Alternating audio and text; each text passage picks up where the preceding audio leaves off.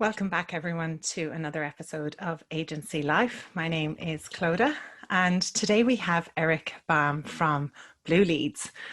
After years of experiencing growing businesses in various different industries, he pursued the one aspect that fueled his company's success: digital marketing. His expertise established the foundation for Bluleadsz, where he acts as the founder and CEO of the world's first inbound agency. His award-winning Tampa, Florida-based team helps companies to grow their businesses. Really looking forward to speaking to Eric today. It's the couple of weeks before inbound, and normally we would see each other in person. So stay tuned for this episode.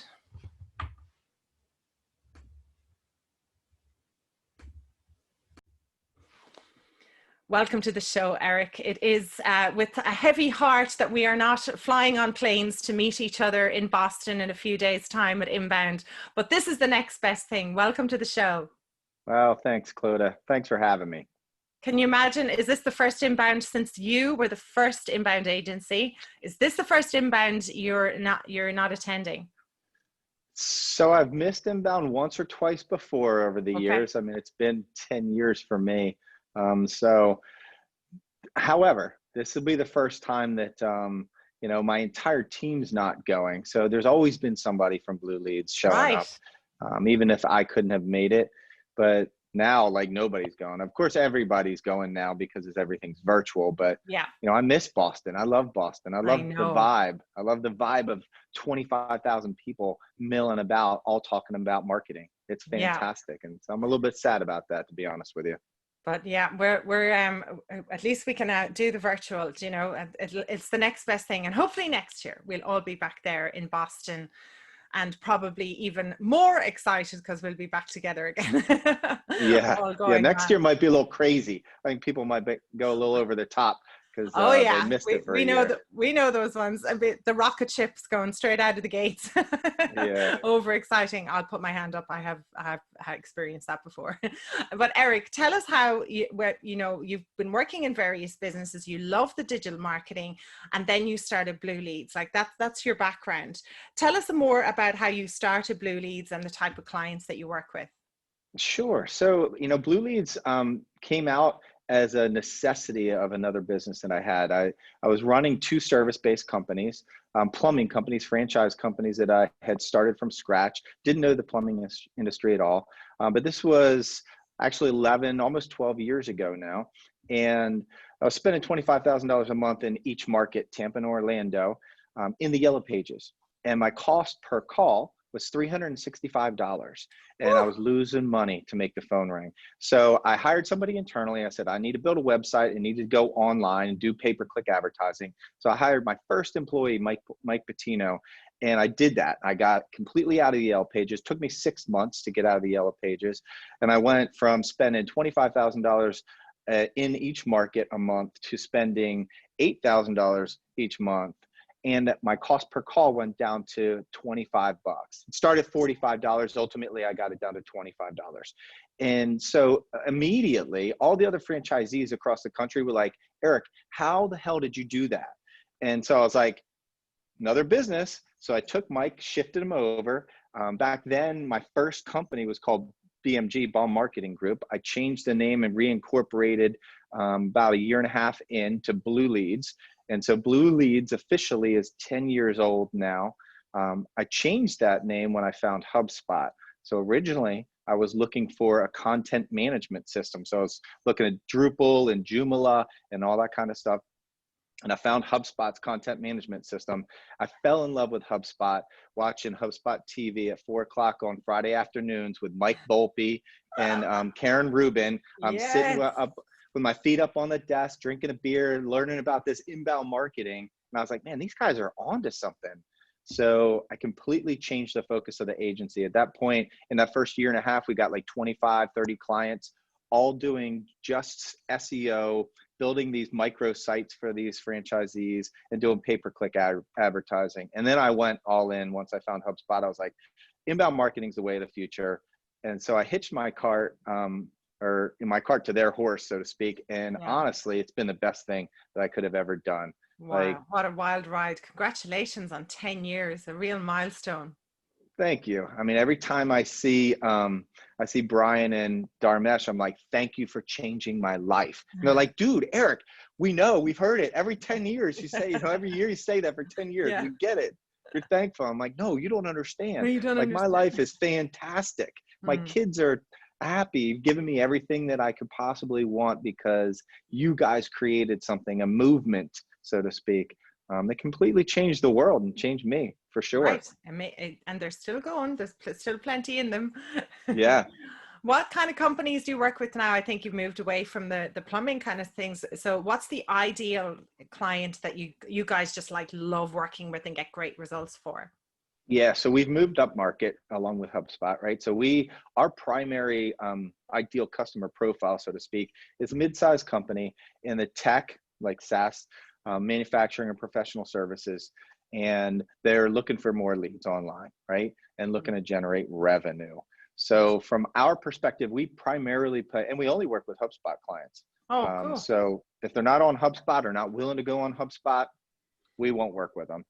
We're very, very brand loyal, so to speak. And from our perspective, we steered clear of the B2C market. We really focused on B2B companies. That's where we've been able to make a huge impact. So Yeah. we've gone from the small mom and pop shops to most of our clients average in that 20 to 100 million in annual revenue, which is a great thing for us, right? We've kind of grown up and graduated along with HubSpot. As they have, exactly, because that content management system has changed a lot in 10 years. Yeah, that's true. I do remember the first early stages. I was going, what is this thing? But now it's an absolute beast. It's incredible. And the new way the development has been done, they've really grown up. It's great that they're growing up. Do you focus mainly on businesses in Florida, or do you like to work America, or do you have global clients? Yeah, so over the years, we've been international. We've contracted back to basically just North America or international companies that want to focus on just North America. Ironically, we've had 3 or 4 clients in Ireland and the UK, in the past. So we worked with a company years ago when it was just a father and son starting an agency. And so they brought us on board to do all the execution and work with them. And they were doing the consulting. And eventually they grew into having their own team. And so he's still doing really, really well. And he's from Ireland. And he's doing a fantastic job. So we've had clients in Australia and Japan, Ireland, UK, Israel, Saudi Arabia. But ultimately, we've contracted back to just North America first because it's easier just having English-speaking countries to deal with and countries in the same time zone. Yeah, that can create a little bit of stress on your team. And so trying to make it easier for us. Yeah, I can extend out the hours sometimes, or even if it's just 1 hour miss with Australia can end up in a 24-hour delay. And or at the weekend, you could lose 4 days if you get the combo wrong, right? In a Friday morning. I know, because I've worked that market a few times. But when you first start, you're like taking everything you can get, right? You're like, all the things. You want to hire us? Sure, we'll take you. Come on, let's do you go. Want to do that? Yes, we do that. Take all the things. And how is the agency structured now? Talk to us about the size and how you structure it. Sure. So we've got 35. We actually just hired our 36th person yesterday. And we've structured we've got client services makes up the bulk of that. And that client services is obviously working on client accounts. We've got our marketing team. So we've got 5 people that work for just our own marketing efforts, right? We get 250,000 visitors to our website every month. We get over 1,500 leads to our website every month. So they're focused just on that. And then we've got 7, 8, 9, 8 people right now in the sales department. And so we've got SDRs or BDRs, business development reps. We call them sales development reps, SDRs, and SDR manager, sales director, and a salesperson. And so client services is structured into 2.5 teams right now. So each team is made up of 8 people. And those individuals comprise a strategist who's focused solely on driving strategy and focused on the numbers for client results, right? So Mm-hmm. they're not focused on any execution at all for clients.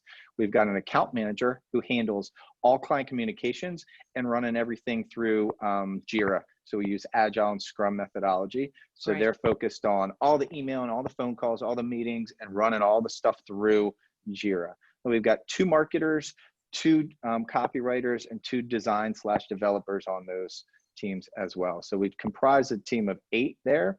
And then we've got specialists that float in between teams. So paid media, videographer, and then we've got that third team, which is like a half a team right now with account manager, designer, copywriter, and a marketer on that team doing some client work, some project stuff.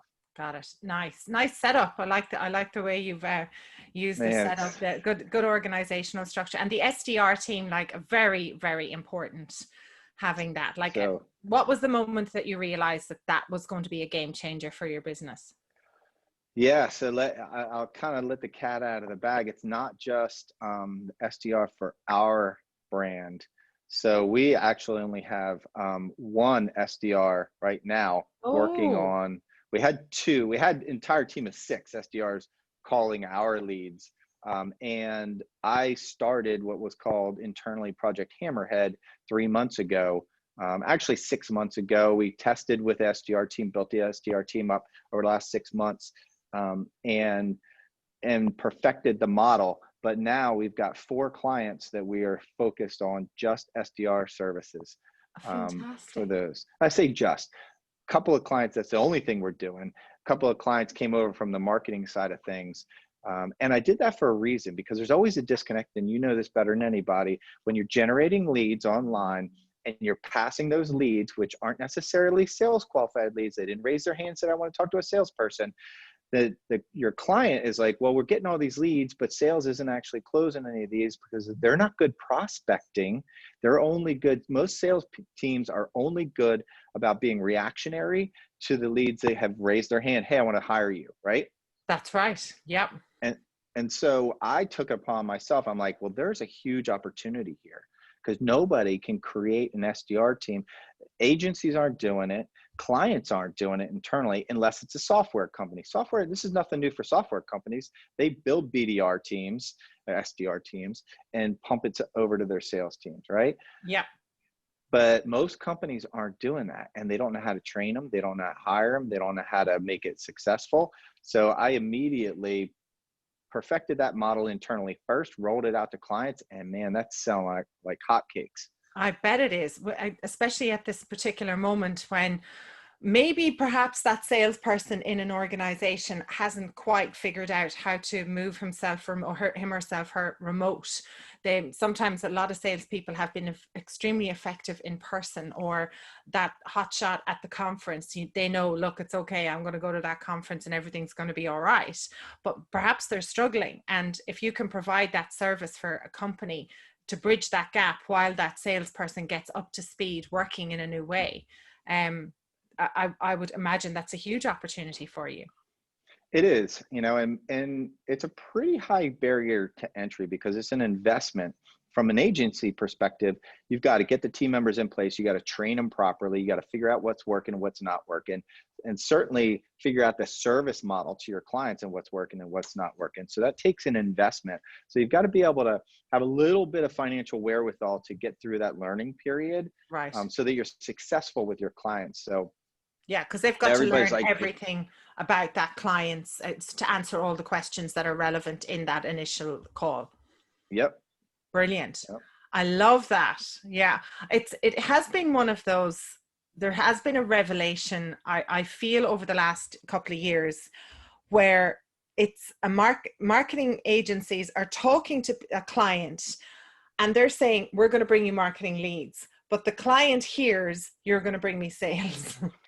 That's exactly right. They don't speak marketing. They speak, I need revenue. You're going to give me SQLs. Yeah, it's just like this whole, it's almost like, I feel like there was like 2 different languages, like I'm speaking English and you're speaking African, and we're pretending that we know what we're doing. And then all of a sudden it falls apart when it's like, I thought you were selling for me. It's like, no, it's marketing. Yeah. And yeah, it's like that almost, you have to really understand what is your sales process, who's picking up these leads. Oh, you're not. All right, well then we've got to help you. Good on you for well, keep us posted on that, how that actually transpires, that new service. I love the nickname that you gave it. Probably because the fishing, is it? Yeah, Project Hammerhead. Well, you know, we've got the water. I don't know if you I can see, know. but we've got water out there, so everything Oh we do man, I tell you centers now, around that. Eric, we've had no Irish summer. It's been an absolute, we had lovely few weeks at the beginning of all the lockdown, which led us into a false sense of security that we could lock down forever. And the last 3 months has been nothing but rain. It's been a shocker. Oh. So I feel like I'm on holiday just looking at your blue sky there on the video, to be honest. So thank you. I might keep you on for a couple hours. No worries. Awesome. Tell us something that you've mastered that I've always hands in the air. I've always had a tug of war and a struggle with agencies when they went, I want to do points pricing. We would try and do it. We couldn't seem to get it work. There was a confusion internally, externally, but this is something you have mastered. How have you mastered the points system? Yeah, so I would say we haven't mastered it. We've been operating on the points-based pricing model for the last 3 years, I want to say, something like that. So, you know, I'm a huge fan of Paul Roetzer at PR 2020, and he kind of spearheaded this movement way back when. Now he's a lot smarter than I am and much more data focused than I am. So he really has perfected the system. We've been very successful with it, but we've had our struggles over the years with it too, because you've got to get your service catalog correctly scoped out.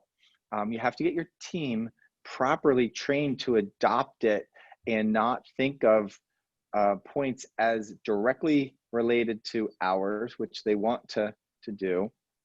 And that creates an internal thermometer, or not thermometer, thermostat with your team, because they think, well, you know, under the Agile or Scrum methodology, a typical implementer should be doing about 37 points a week, right? And so they equate that to about 37 hours a week. And they say, I can't do 45 or 50 points a week because then I'd be working way too much. And they don't realize that not all those points are story points. Some of them are value points, which is not directly equated to hours. It's equated to value. Oh, okay. Right. And so, but they still think like, oh, I can do more than 37 points in a week. And so it creates that friction until you're able to get over that hump. And sometimes team members aren't able to get over that hump, and you just have to live with that.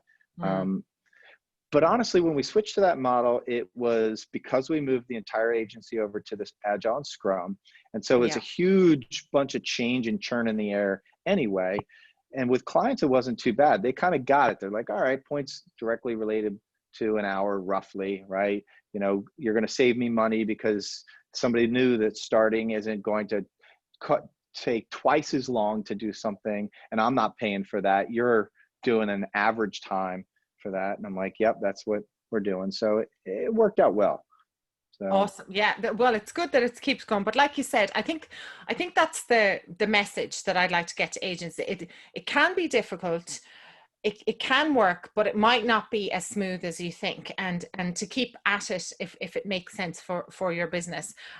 Like most things, they need to take time and to take get into the groove of it. I don't know if Paul still had. I know he had a course about points-based pricing. He's definitely written enough about it, and I think check out PR 2020 for their points. I think they have a points course. If anyone's listening to this and they're like, oh, I think I might like to do that. But good advice there, Eric. Thank you so much. With your team, Eric, are they all in Florida, in and around the area? Yeah, so currently we actually just hired a first person in California. We had somebody move to California recently. And so this is one of those situations where, yes, they were all located in Tampa. They were all coming to our office pre-COVID. And now everybody's been working from home essentially for the last, whatever it's been, 6-7 months now. We do have people coming in the office occasionally now, right? But we've always been kind of reluctant to start hiring full-time remote people. And so now we're kind of opening that conversation back up, and we're seeing that, hey, it does work. We haven't lost any productivity during the last 6-7 months. And in fact, it's increased, which is, you know, you wouldn't think that, but it has, which is good. So now we're thinking about that. Right. And we're thinking about just letting people, like right now, we are not forcing anybody to come in the office. Yeah. So I don't know if we'll completely be remote. I still have 10,000 square foot glass offices on the water here. So hopefully somebody comes in the office, because it's an awesome place to work. Or you right? start get one of those scooters, Eric, and start treating it like a playground. Go scooting around the place, going, I've got to make use of this. Yeah, exactly. That has been, yeah, it's a big challenge right now for agency owners who own space, and especially if it's a prime real estate, like in the middle of a center of a city or downtown or something like that. That is something that a lot of agencies are trying to figure out right now, which is a huge one. When it all kicked off, Eric, at the beginning there, now I'll tell you, the beginning of, we knew, I think we were all locked down in the middle of March, right? Our prime minister at the time, the Taoiseach of Ireland, he is the guy that was running the country at the beginning was a doctor. So when he started talking, we all listened and we all stayed at home. That was the middle of March. Did you wait for your illustrious leader to make a decision about the lockdown, or as a lot of people did, went, I better make a decision before what's going on? What was your gut reaction when you saw what was going on in the world, and what decision did you make in your agency? Yeah. So I don't rely on anybody to make decisions for me, right? Like, I guess that's probably why I work for myself. I'm Right. pretty stubborn that way. I think the second week, maybe the first or second week in March, is when we said, hey, you know what? Everybody can work from home. Great. We don't expect anybody to come in. And from that point on, it's been, optional at that point. So we actually had the office closed for a few months. I want to say 3 months. We were just like, nobody come in the office. Mm-hmm. We want everybody to work from home. And then we opened it back up after we were able to get supplies in, hand sanitizer and all that kind of masks, right? The world went crazy. We couldn't get anything. So at that point, we opened it back up and said, okay, people can come in if you want, but work from home still if you want. So we have, on average, out of that 36, we get 3 to 5 people come in a day at this point. Yeah. And we have had a couple team members have COVID. Oh, did they? Oh, no. Are they okay? Came through. Yeah. One got hit pretty hard with it. Didn't have to go to the hospital or anything, but it took her a couple weeks to get through it. But they were fine. So. Oh, good. I think that, obviously that is the, apart from all the things that are going on in the world, it is, there has been an awful lot of people, unfortunately, who've lost their lives, which is horrendous. There's a lot of that has happened, but then some people are able to get through it. So that's good to hear that they were. What was the initial impact with your clients and the business once this happened? Was there a drop off? Yeah. So first, let me say that this is not my first rodeo through a recession, right? Yeah. And we're recording this on a particularly impactful day. We've got September 11, which is 19 years. Can you believe that, Eric? 19 years. Yeah. Wow.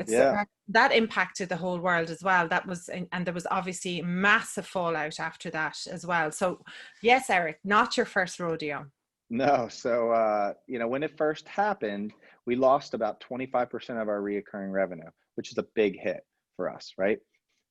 In 2008, in 2008 through 2012, when the U.S. went through a recession due to the housing crash, I made some poor choices during that time with my other businesses and reacted so much out of fear and cut staff from like 25 down to ultimately 3 or 4 very slowly. So this go round, I said, okay, we've got to cut once, we got to cut deep, and we need to make sure that once we do this, we're sustainable through whatever comes over the next 6 to 12 months. So we let go 9 people right out of the gate when we lost all our revenue and the world was going like, holy mackerel.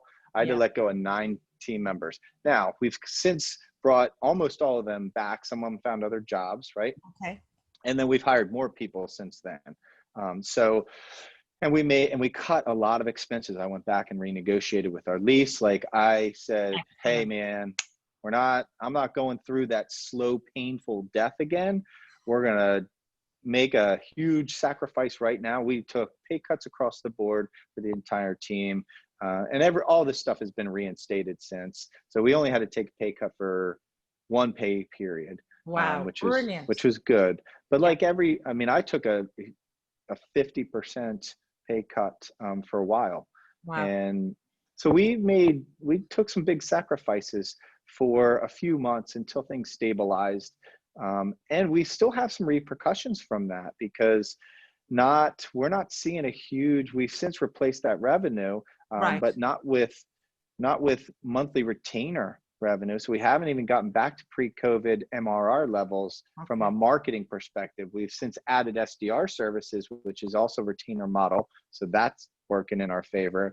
But what we're seeing now is more project-based work, even on the marketing side, instead of retainer-based work. So somebody who used to come in at $6,000 a month now says, hey, we're going to budget $15,000 for the next few months on this, and then we'll see what happens. No problem, right? Exactly. Take that money, make it work and go, right, let's focus on the next 90 days. I think everyone has to, of course, we'd love the retainers, but if you can take 60, 90 days work and stay with that client and keep them and keep the revenue, I think that's the way. The project way is what everyone probably needs to do, and probably in our own lives as well, Eric. If you think about it, you're going, what do we even know what's going to happen in the next 90 days? We've got a hell of a calendar coming up with an election. We've got over here in the UK, we've got Brexit. We don't even know what those Muppets are up to at the moment. Yesterday, they're all trying to mess around with our Irish border again. They don't want to get us Republicans back up and at them again. I tell you, Boris wouldn't want that. So we've an interesting few months ahead of us. We've got to see how things go. But yourself, what was the lockdown like for you personally, Eric? Yeah, so I was fortunate enough to have just built a new home on 21 acres of land last October, which is adjacent to my wife's family land. And so her parents, her grandparents, my brother-in-law, were all on about 160 or 180 acres, something like that. So like for me, I'm just sitting in a brand new house. I'm like, got plenty of space, got nobody around me, right? We had like 5 refrigerators at our house, like a fully stocked wine fridge. So I'm like, good. Right? I was like, all right, I can stay here forever, right? Yeah. The only downside was I hadn't yet furnished my home office. It was just like holding a bunch of boxes. So, I was like, all right, I got to get down to the office, steal one of the desks from the office and bring that back until my wife can decide what she wants in my office. Right. Yeah. You didn't even get to design that. I can decide what I do at work, and I don't decide anything at home. So there's a little bit of adjustment for me there. And, I'm used to, I've got 2 kids and a wife, of course. And so like everybody was home. And so having that and everything, my like glass French doors, so like noise was a little bit of an issue, even though I had an office at home. So there's a little bit of getting used to there. I'm just like, go play in the pasture. Yeah. Yeah. You could run out into the fields. What age are your children, Eric? What ages are they? Sure. So my son Wesley's 14 and my daughter Annabelle is 10. Oh, right. Okay. So homeschooling was all on the cards for them. How did they cope with the homeschool and the virtual? Good. That is tough.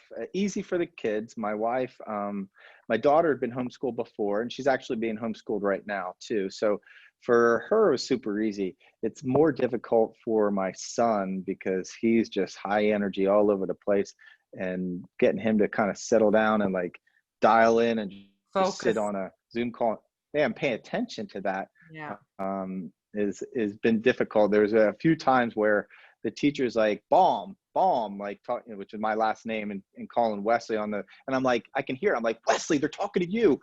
Answer, right? Because he's off doing something else, right? Oh, so, goodness. And has everything returned to normal now? Are the kids back? The Florida opened up some of the schools, right? They're letting them come back. So some of them are open. My Mm. son's actually going his first year in high school as a freshman, and he goes to a private school. So they are back in school full time, Mm. and he's fortunate enough that it's a very good school, so they got the resources to be able to like do everything right and have, there's not like an overload of students, and so they're able to have a tiered system and with kids who have come in contact with COVID. So it's a very pleasant environment, and my wife is very thankful that my son is back in school full I time. can imagine. Yeah. And So he's coming up to that age, as I have witnessed with many fathers and sons, as that teenage and that rebellion and the hormones and then that friction between dad and teenage son. yeah, I'd well, say she's like refereeing, is she? Get out. that's exactly right. So you've got that ahead of you. So I'd say she's like, get all that energy out in school. That's really cool. Are you looking forward to, what are you looking forward to both in the business and personally over the next 6 months, Eric? What are you looking forward to? Oh man, that's a great question. So personally, I'm going on a 15-year wedding anniversary down to Antigua. Hopefully, if we're allowed to go into the Well, country. you might get in, but you might not get out. Well, not necessarily a bad thing. As You long as I just bring my prepare for it. laptop, I'll be all Yeah, right. just prepare for it. Like all of a sudden bring extra clothes and all of a sudden, Yeah. oh, I can't come back. It's not my fault. Kids are back home. Sorry. Yeah, So, saws. You can farm them out to your relatives. I know they're all on the same patch. So you're yeah, exactly.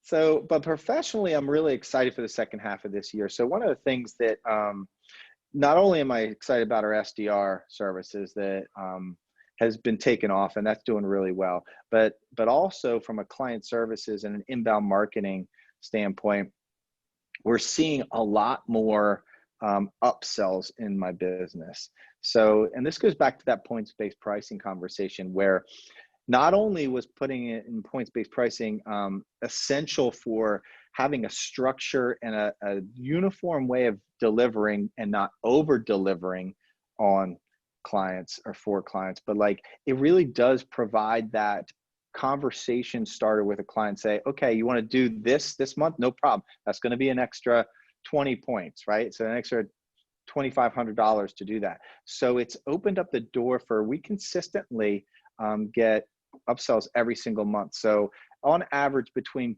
$20,000 and $30,000 a month in upsells due to the points-based pricing system and making it so easy for our team to have that conversation. Before, we were just doing everything. Client says, oh, can you do this? Yep, absolutely.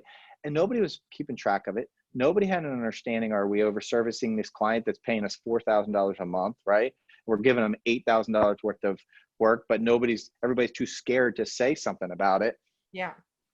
So that's worked out really well for us. So we're actually surpassing our upsell goals. And I'm looking to hopefully, I don't think we're going to hit our pre-COVID at the beginning of the year, our revenue goals that we had set because they were pretty aggressive, but we'll come fairly close to it, which was, 4 months ago, the sky was falling, right? Right. So, I know it was, what are we going to do? Like the end of the world, right? So to be in that situation, to be even talking about it instead of ripping it up and burning it, that original figure is a great place to be. And like you said, the team, most of them back, and you're happy and healthy, that's a lot to do with it as well. And you're still smiling. That's huge. yeah. I can only imagine, I've worked with some old agents, some agencies who were part of the beginning, right? And I've very envious of their HubSpot commission quarterly, because all that adds up, right? All those, right? I'd say that's a good, you can just smile by indicating Yeah.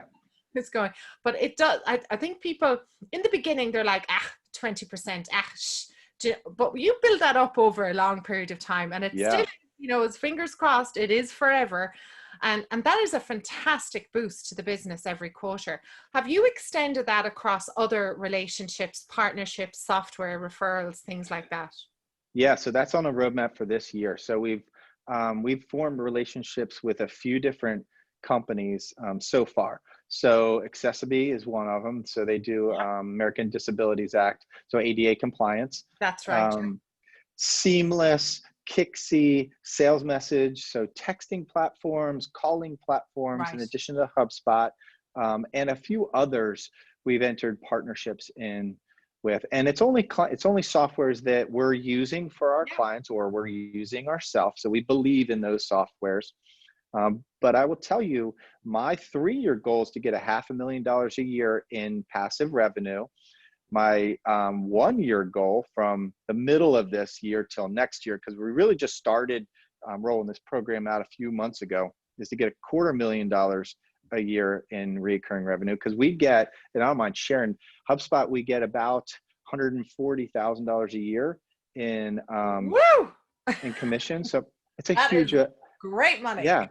Well Yeah, done. I mean, honestly, like HubSpot, again, I can't say enough good things about HubSpot and how reliant my agency is on that. Now, if HubSpot went kaput and just shut down, could we pivot to another software? Of course we could, right?